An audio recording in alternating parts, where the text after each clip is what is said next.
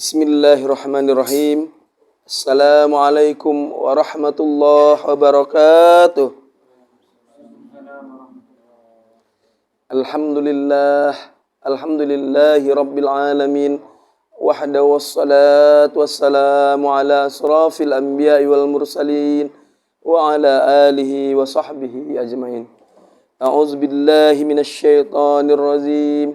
Bismillahirrahmanirrahim. ولا تمدن عينيك إلى ما متعنا به أزواجا منهم زهرة الحياة الدنيا لنفتنهم فيه ورزق ربك خير وأبقى. Shadaqallahul azim. Pertama sekali marilah kita memanjatkan setinggi puji sedalam syukur kepada Allah Subhanahu wa taala yang alhamdulillah pada malam hari ini masih diberikannya kita nikmat kesehatan, nikmat iman dan Islam, sehingga kita bisa berkumpul di majelis yang dimuliakan oleh Allah ini. Salawat beriringan dengan salam marilah kita sampaikan kepada arwah junjungan kita Nabi besar Muhammad sallallahu alaihi wasallam dengan Allahumma salli ala Sayyidina Muhammad wa ala ali Sayyidina Muhammad. Bapak-bapak, abang-abang kami yang dicintai Allah Subhanahu wa taala. Pada pertemuan kali ini kita akan kembali membahas salah satu kitab dari Syekh Abdul Qadir Al-Jailani yang berjudul Futhul Ghaib.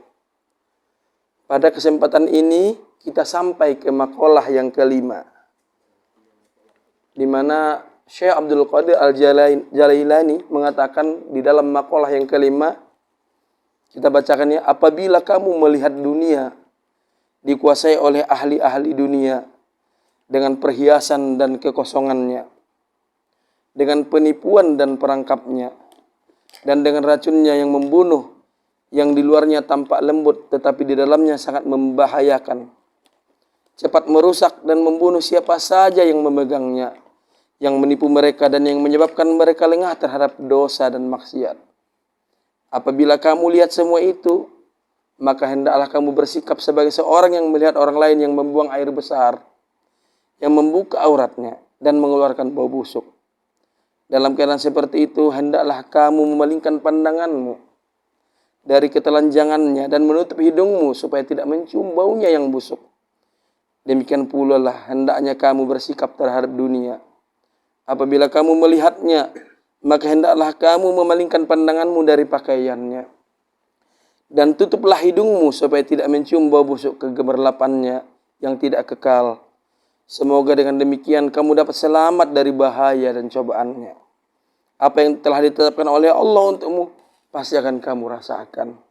Allah telah berfirman kepada Nabi Muhammad SAW dalam surah ayat 20 ayat 131 yang berbunyi, وَلَا تَمُدَّنَّ عَيْنَيْكَ إِلَى مَا مَتَّعْنَا بِهِ أَزْوَاجًا مِنْهُمْ زَهْرَةَ الْحَيَاةِ الدُّنْيَا لِنَفْتِنَهُمْ فِيهِ وَرِزْقُ رَبِّكَ خَيْرٌ وَأَبْقَى. Yang artinya, dan janganlah kamu tunjukkan kedua matamu kepada apa yang telah kami berikan kepada golongan-golongan dari mereka sebagai bunga kehidupan dunia untuk kami cobai mereka dengannya.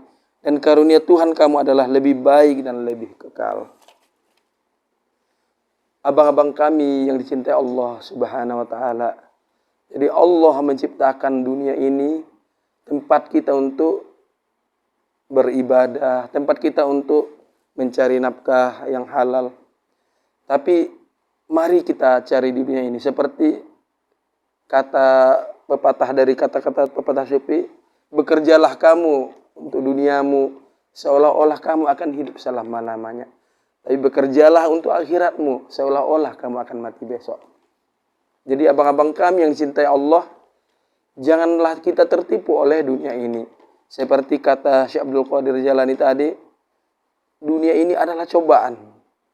Cobaan yang bisa menghancurkan kita. Karena kehidupan kita itu berawal dari dunia ini. Kalau kita di sini gagal, maka nanti kita akan gagal di akhirat. Jadi kita tutup mata kita tutup hidung kita. Seperti kata Syekh Abdul Qadir Jalani dalam makalah yang kelima ini, kita bayangkan dunia ini seperti orang yang lagi buang hajat. Dia menampakkan auratnya. Jadi kita tutup mata kita tutup hidung kita karena ada bau busuk. Nah, seperti itu tadi. Jadi dunia dan kegemerlapan ini itu memang akan mempengaruhi kita dengan bau-bauannya, yang akan mempengaruhi pernapasan kita, hidup kita semuanya. Jadi kalau kita tidak bisa mengendalikan diri, maka kita akan terbawa oleh pengaruh dunia ini. Banyak godaan-godaan di dunia ini. Ada tahta, ada wanita, ada minuman-minuman yang memabukkan, yang akan membuat kita gemerlap dunia malam dan segala macam. Itu semua adalah ujian yang diberikan oleh Allah dalam dunia ini. Untuk itu kita tutup mata kita. Maksudnya kita jaga diri kita jangan tergoda untuk dunia. Ingatlah, untuk apa kita ciptakan Allah di muka bumi ini. Seperti dalam firman-Nya, wa iz qala rabbuka lil malaikati inni ja'ilun fil ardi khalifah. Jadi Allah mewujudkan kita di sini. Allah menciptakan, mendatangkan kita ke bumi ini adalah untuk menjadi khalifahnya Allah. Jadi kita harus menjadi khalifah, pemimpin ya, pemimpin di dalam diri kita, pemimpin di dalam keluarga kita. Kalau bisa pemimpin di dalam masyarakat, RT, RW, bahkan sampai ke Indonesia. Jadi apapun fungsi khalifah kita, dimanapun fungsi kekhalifahan kita berada, mari kita jalankan sesuai dengan kemampuan kita. Kalau kita tidak bisa menjadi pemimpin di masyarakat, jadilah pemimpin di rumah. Tidak bisa menjadi pemimpin di rumah, jadilah menjadi pemimpin diri sendiri. Dan satu lagi, ingat apa kata Allah dalam firman-Nya, "Wa ma khalaqatul jinna wal ins illa liya'budun." Tidaklah aku, kata Allah, menciptakan jin dan manusia kecuali hanya untuk beribadah kepada aku. Jadi selain khalifah, kita harus selalu beribadah kepada Allah. Kenapa beribadah? Karena tanpa ibadah kita berarti bukan menjadi orang yang takwa. Orang yang takwa itulah yang dicintai Allah. Orang yang dicintai Allah yang akan masuk surganya Allah. Abang-abang kami yang dicintai Allah Subhanahu wa ta'ala. Selanjutnya kita lanjut ke ajaran ke-6. Panjang. Atau makalah yang ke-6 dari kitab Futuhul Ghaib Syekh Abdul Qadir Jalani. Kita bacakan ya. Hindarkanlah dirimu dari orang ramai dengan perintah Allah, dari nafsumu dengan perintahnya, dan dari kehendakmu dengan perbuatannya, agar kamu pantas untuk menerima ilmu Allah. Tanda bahwa kamu telah menghindarkan diri dari orang ramai adalah secara keseluruhannya kamu telah memutuskan segala hubungan kamu dengan orang ramai dan telah membebaskan seluruh pikiranmu dengan segala hal yang bersangkutan dengan mereka. Tanda bahwa kamu telah putus dari nafsumu adalah apabila kamu telah membuang segala usaha dan upaya untuk mencapai kepentingan keduniaan dan segala hubungan dengan cara-cara duniawi untuk mendapatkan suatu keuntungan dan menghindarkan bahaya. Janganlah kamu bergerak untuk kepentingan dirimu sendiri. Janganlah kamu bergantung kepada dirimu sendiri dalam hal-hal yang bersangkutan dengan dirimu. Janganlah kamu melindungi dan menolong dirimu dengan dirimu sendiri. Serahkanlah segalanya kepada Allah, karena dialah yang memelihara dan menjaga segalanya. Sejak dari awalnya hingga kekal selamanya, dialah yang menjaga dirimu di dalam rahim ibumu sebelum kamu dilahirkan, dan dia pula lah yang memelihara kamu semasa kamu masih bayi. Tanda bahwa kamu telah menghindarkan dirimu dari kehendakmu dengan perbuatan Allah apabila kamu tidak lagi melayani kebutuhan-kebutuhanmu, tidak lagi mempunyai tujuan apa-apa, dan tidak lagi mempunyai kebutuhan atau maksud lain. Karena kamu tidak mempunyai tujuan atau kebutuhan selain kepada Allah semata-mata, perbuatan Allah tampak pada kamu. Dan pada masa kehendak dan perbuatan Allah itu bergerak, badanmu pasif, hatimu tenang, pikiranmu luas, mukamu berseri, dan jiwamu bertambah subur. Dengan demikian kamu akan terlepas dari kebutuhan terhadap kebendaan karena kamu telah berhubungan dengan Al-Khaliq, tangan yang maha kuasa akan menggerakkanmu, lidah yang maha abadi akan memanggilmu. Tuhan semesta alam akan mengajarkan kamu dan memberimu pakaian cahayanya dan pakaian kerohanian serta akan menundukkan kamu pada peringkat orang-orang alim terdahulu. Setelah mengalami semua ini, hati kamu akan bertambah lebur sehingga nafsu dan kehendakmu akan hancur bagaikan sebuah tempayan yang pecah yang tidak lagi berisikan air walau setetes pun. Kosongkanlah dirimu seluruh perilaku kemanusiaan dan dari keadaan tidak menerima suatu kehendak selain kehendak Allah. Pada peringkat ini kamu akan dikaruniai keramat-keramat dan perkara-perkara yang luar biasa. Pada zahirnya perkara-perkara itu datang darimu, tetapi yang sebenarnya adalah perbuatan dan kehendak Allah semata. Oleh karena itu, masuklah kamu ke dalam golongan orang-orang yang telah luluh hatinya dan telah hilang nafsu-nafsu kebinatangannya. Setelah itu kamu akan menerima sifat ketuhanan yang maha tinggi. Berkenaan dengan hal inilah maka Nabi besar Muhammad SAW bersabda, aku menyukai 3 perkara dari dunia ini. Bau-bauan yang harum, wanita dan sholat yang apabila aku melakukannya maka mata aku akan merasa sejuk di dalamnya. Semua ini diberikan kepadanya setelah seluruh kehendak dan nafsu sebagaimana disebutkan di atas terlepas dari dirinya. Allah berfirman, sesungguhnya aku bersama mereka yang telah luluh hatinya karena aku. Allah Ta'ala tidak akan menyertai kamu sekiranya semua nafsu dan kehendakmu itu tidak diluluhkan. Apabila semua itu telah hancur dan luluh dan tidak ada lagi yang tersisa pada dirimu, maka telah pantaslah kamu untuk diisi oleh Allah dan Allah akan menjadikan kamu sebagai orang baru yang dilengkapi dengan tenaga dan kehendak yang baru pula. Jika egomu tampil kembali walaupun hanya sedikit, maka Allah akan menghancurkannya lagi sehingga kamu kosong kembali seperti semula. Dan untuk selamanya kamu akan tetap luluh hati. Allah akan menjadikan kehendak-kehendak baru di dalam diri kamu. Dan jika dalam pada itu masih juga terdapat diri ego kamu, maka Allah pun akan terus menghancurkannya. Demikian terus terjadi hingga kamu menemui Tuhanmu di akhir hayatmu nanti. Inilah maksud firman Allah, sesungguhnya aku bersama mereka yang telah luluh hatinya. Karena kamu akan mendapatkan dirimu kosong yang sebenarnya adalah hanyalah Allah. Di dalam hadis qudsi Allah berfirman, hambaku yang taat senantiasa memohon untuk dekat denganku melalui sholat-sholat sunatnya.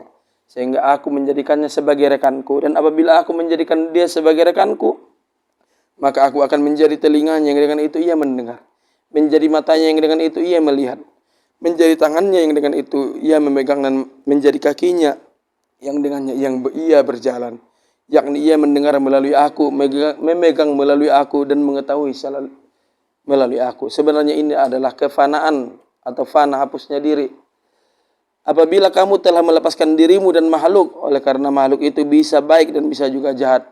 Oleh karena diri kamu itu bisa baik dan juga bisa jahat, maka menurut pandanganmu tidak ada suatu kebaikan yang datang dari diri kamu atau dari makhluk itu. Dan kamu tidak akan merasa takut kepada datangnya kejahatan dari makhluk.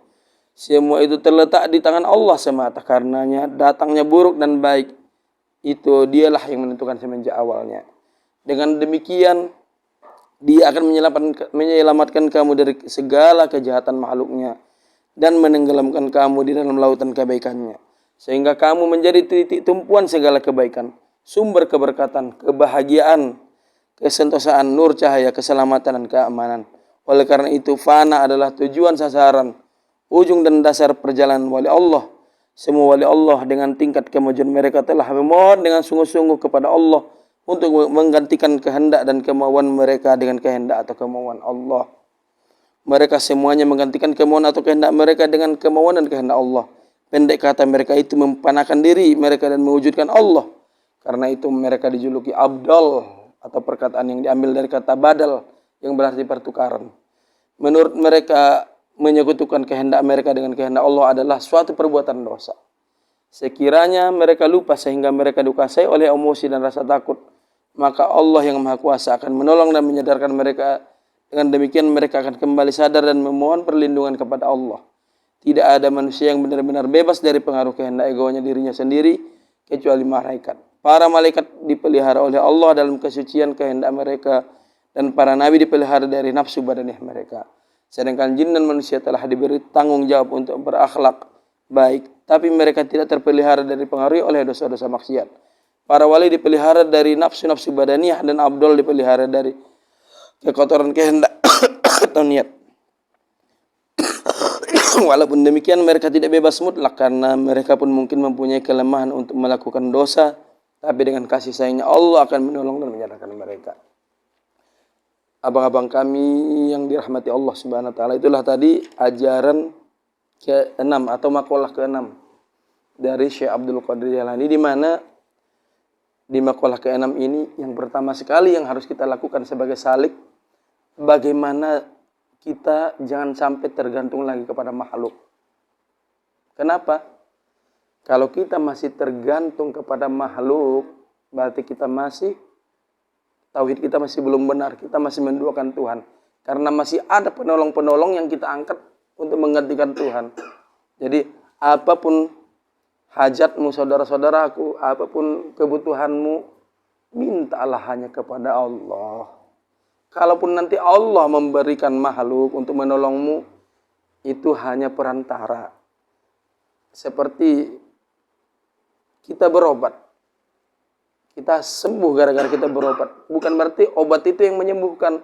Tapi yang menyembuhkan itu adalah Allah. Obat itu hanya perantaranya.